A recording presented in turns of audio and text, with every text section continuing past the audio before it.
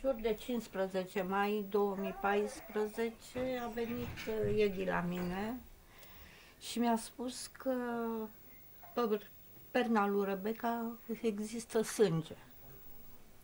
Și într-adevăr erau niște picături de sânge. Nu am dat importanță, am zis că s-au bătut, că s-au zgâriat, că asta. Am șters-o frumos în ureche. A doua zi, dimineață, când m-am dus să-i trezesc, era o pată mare de sânge pe pernă, cam 5-6 centimetri așa. Și atunci m-am alarmat, am zis că nu mai e zgârietură și a descoperit că în interiorul urechii, eu n-am văzut, în interiorul urechii avea un polip. Ne-a internat în spital, i-a operat polipul. E din tău. Mă deranjează? Nu. Ne-a internat în spital, a operat-o de acel polip. Nu i-a plăcut cum arată și a dat la biopsie. La biopsie a ieșit tumoare malignă. A operat-o a doua oară mastoidită ca să-i curețe acea tumoare. A curățat tumoarea și ne-a trimis sus la oncologie, la domnul doctor Scurtu. A făcut prima tură de citostatice și după prima tură de citostatic a recidivat, s-a triplat practic tumoarea, că i-a ieșit prin ureche ca o ciupercă și a și spart operația de mastoidită în spate când a operat-o a doua oară domnul profesor Gheorghe. I-a curățat tot dinăuntru, deci ea nu mai poate auzi cu urechea aia. Și de atunci, până pe 12 februarie, am stat în spital, am făcut citostatice. Ne povestiți de cum au ajuns ei să fie dumneavoastră?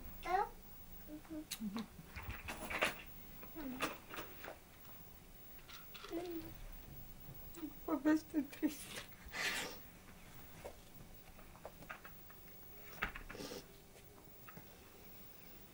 Tata i-a abandonat acum 6 ani, când a aflat că mama e însărcinată cu genul.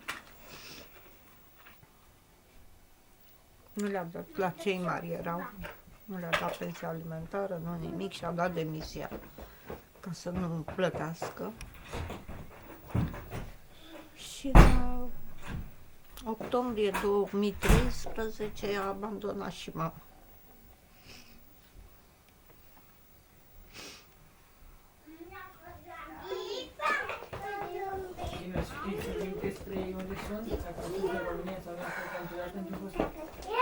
Tata, nu știu dacă mai trăiește, când pe mama am dat-o sub urmărire generală pentru abandon de minori, atunci.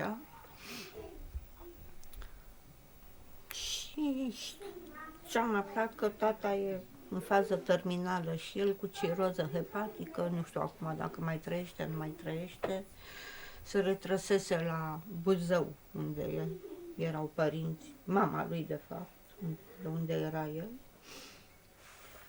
Și acum de curând, adică în noiembrie 2014, a găsit-o pe mamă cei de la urmărire generală. I-au ridicat interdicția de urmărire și am primit un telefon, eram în spital cu Rebecca, că a aflat că e bolnavă de cancer, a început să plângă la telefon, mi-a promis că va veni în duminica următoare să o vadă. Mi-a zis că e undeva la Bacău, că ar fi fost sechestrată, că, mă rog, niște minciuni, formă le-am aflat. Bineînțeles că n-a venit și de atunci n-a mai dat niciun semn de viață. Cei mari sunt niște copii foarte, foarte buni.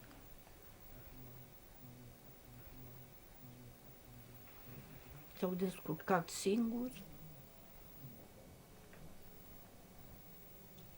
Nimeni dintre vecini nu au avut nimic de spus. Ei s-au gospodărit singuri aici. Învață foarte, foarte bine. Cel mic e premiant. Cel mare a terminat acum semestrul întâi, în clasa 11-a la Bolintina, a terminat semestrul întâi cu 991. Vrea să meargă mai departe. Vedem ce va hotărî soarta.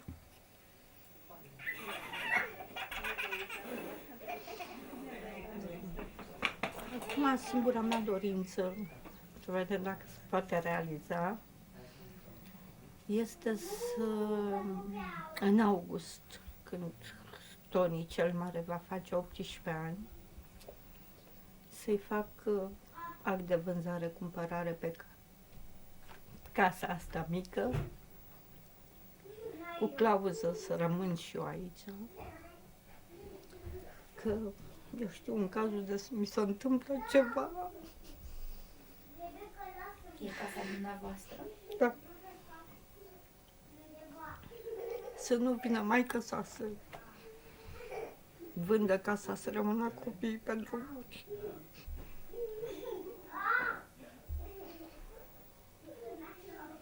Eu deja am 2 infarcturi, diabet, vârsta care spune cuvântul. Sper să știu că copiii sunt aranjați.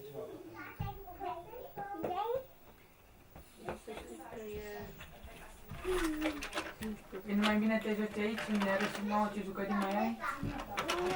Păi de ce? Scoți toate păpușile să le arăți? Hai, arată Arată păpușile și mie, tale. eu nu mai am niciuna. Mi arăți ce ai tu? Pe toate ne le arătați, pe toate? Pe toate? Pe 4. Hai să vedem și noi. Nu, păi și jucăriile, cine se joacă cu ele? Pensia ei de handicap este de 6 milioane.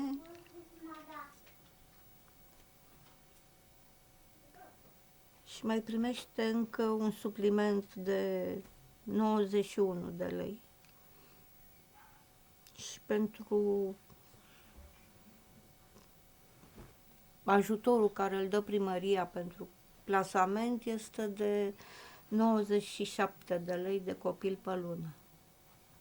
Cât e venitul total? al 97 de lei? Da. Venitul total al familiei? Poftiți? Venitul total. Păi e pensia mea de 9 milioane, pensia lui Rebecca, alocațiile și cei 97 de lei care îi dă primăria.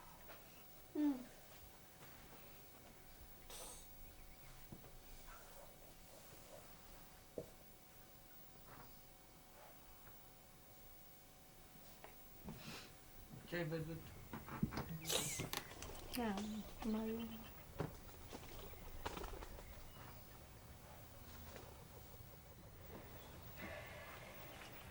Știți, am zis la urma urmei, prin câte a trecut,